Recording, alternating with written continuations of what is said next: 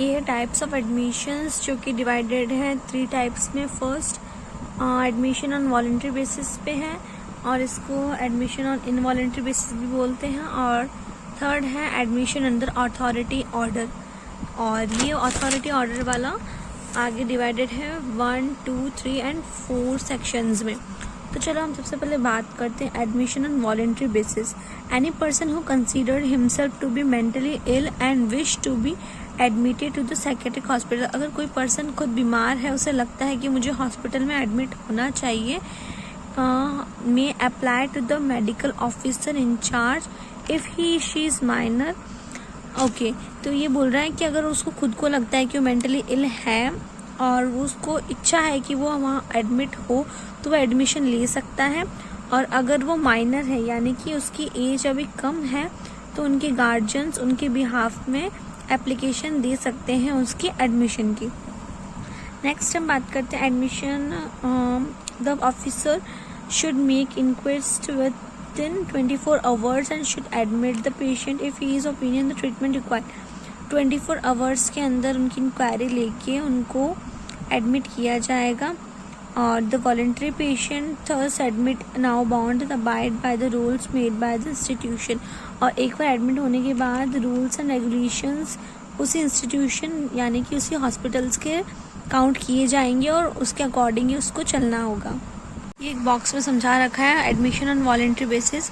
Request by major guardian of the minor for admission to medical officer.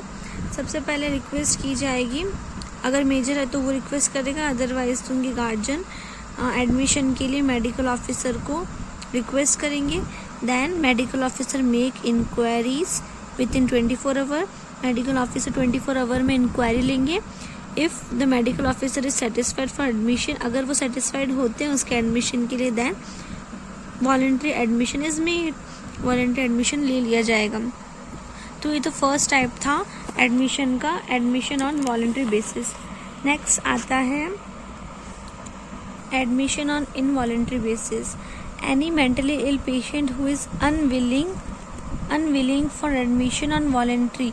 अगर कोई भी patient नहीं आना चाहता है एडमिशन के लिए, हॉस्पिटल नहीं आना चाहता है, उसकी मर्जी नहीं है आने की, keeped in patient in psychiatric hospital nursing home for such purpose. तो इसमें क्या किया जाता है कि उसके बिहाफ में उसका रिलेटिव या कोई फ्रेंड उसको एडमिट करवाने के लिए रिक्वेस्ट डालता है मेडिकल ऑफिसर के पास। तो इसको भी हम बॉक्स के अंदर समझेंगे। ये बॉक्स वाला काफ़ी इजी वे में समझा रखा है, तो अगर हम सिर्फ ये भी अगर लिखते हैं तो काफ़ी बेस्ट है, और अगर ब्रॉड करके समझाएंगे इसके साथ में तो और बेस्ट है। Patient is willing for unable to come to request for admission. अगर पेशेंट विलिंग नहीं है, नहीं कर सकता वो एडमिशन के लिए, तो उसके बिहाफ में एप्लीकेशन देने के लिए उसके रिलेटिव या फ्रेंड आएंगे। ओके, और मेडिकल ऑफिसर मेक इंक्वायरीज, वही 24 आवर में इंक्वायरी करेंगे।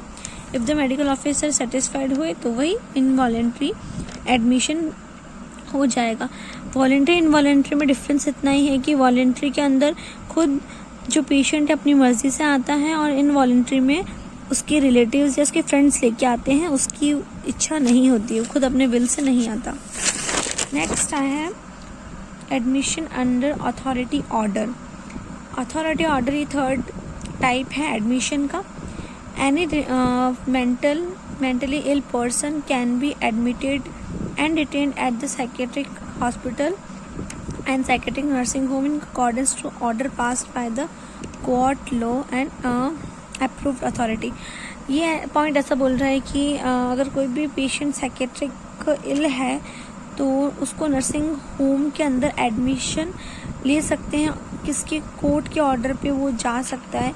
इसमें इनवॉलंटरी वॉलंटरी की कोई ज़रूरत नहीं है, कोर्ट अपने लॉ के अकॉर्डिंग कुछ लॉ बनाता है, उन सब के अकॉर्डिंग वो एडमिशन वहाँ कोई भी करवा सकता है उनका, यानी कि कोर्ट के अकॉर्डिंग जो भी रूल्स है। वो थर्ड जो मैंने आपको बताया अथॉरिटी और ऑर्डर के ऊपर रिक्वेस्ट, उसके अंदर ये 4 पॉइंट्स हैं।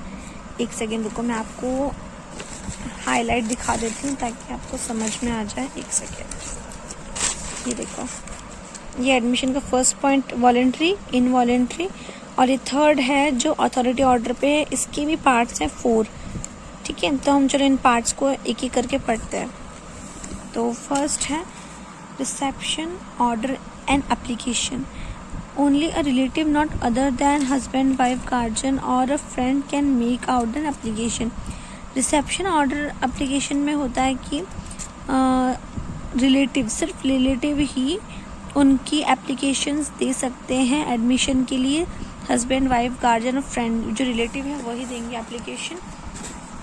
And for the admission mental illness such as application should made out to magistrate in writing supported by 2 medical certificates। इसके अंदर साथ में 2 मेडिकल सर्टिफिकेट की रिक्वायरमेंट होगी और ये मेडिकल ऑफिसर से इशू हो जाएगा।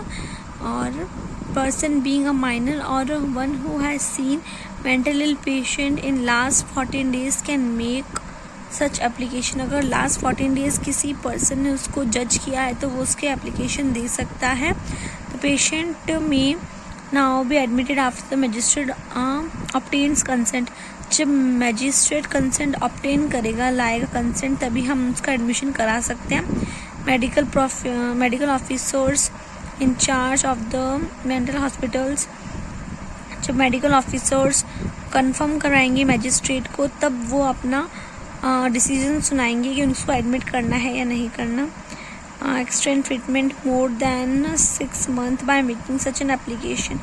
और ये ट्रीटमेंट 6 month लॉन्ग भी चल सकता है, ये डिपेंड करता है मैजिस्ट्रेट के ऊपर। दैन इसको भी एक बॉक्स में समझा रखा है। लाइक फर्स्ट है application is made by the relative friend to magistrate. कोई भी रिलेटिव या फ्रेंड ने एप्लीकेशन पोस्ट करी और application should be supported 2 medical certificates के साथ में ये एप्लीकेशन लगेगी। देन मैजिस्ट्रेट ऑब्टेन कंसेंट, वो कंसेंट लाएंगे मेडिकल ऑफिसर्स इंचार्ज के थ्रू और admission under reception order is made, तो एडमिशन इनका हो जाएगा। देन सेकंड आता है reception order on production of mentally ill person before a magistrate. कोई भी अगर मेंटली इल पर्सन, उसका बिहेवियर अगर वायलेंट हुआ बिहेवियर और वो बहुत ही पब्लिक के लिए ख़राब उसका बिहेवियर अगर लगा, डेंजरस हुआ सोसाइटी के लिए, तो पुलिस ऑफिसर खुद उनको कोर्ट में लाएंगे और वितिन 24 आवर उसकी कोर्ट में उसके बारे में बता के सारी इंक्वायरी लेके 2 मेडिकल सर्टिफिकेट उनको अटैच करके सपोर्ट में उसको एडमिशन दिला सकते हैं मेंटल हॉस्पिटल के अंदर। और इसको हम बॉक्स में समझे तो mentally ill patient exhibiting violent behaviour detain by the police officer ने उनको पकड़ा वैसा वायलेंस करते हुए। Then produce in court within 24 hour of detention. 24 घंटे में पकड़ने के बाद 24 घंटे के अंदर उसको कोर्ट में लाया गया। Then application supported by 2 medical certificate से उनको एप्लीकेशन को सपोर्ट करी और उसने medical magistrate issue reception order, उन्होंने रिसेप्शन ऑर्डर उसका मान लिया। एंड थर्ड आता है reception order after inquest a district court holding an inquisition regarding by any person who is found to be mentally ill and interested of such person may order direct for admission। Okay, और अगर कोई person हमें लगता है कि mentally ill है तो direct court, जो डिस्ट्रिक्ट कोर्ट होता है वहाँ से भी उसके एडमिशन के लिए हम ले सकते हैं सपोर्ट। पेशेंट साइकेट्रिक हॉस्पिटल और nursing home such order be verified.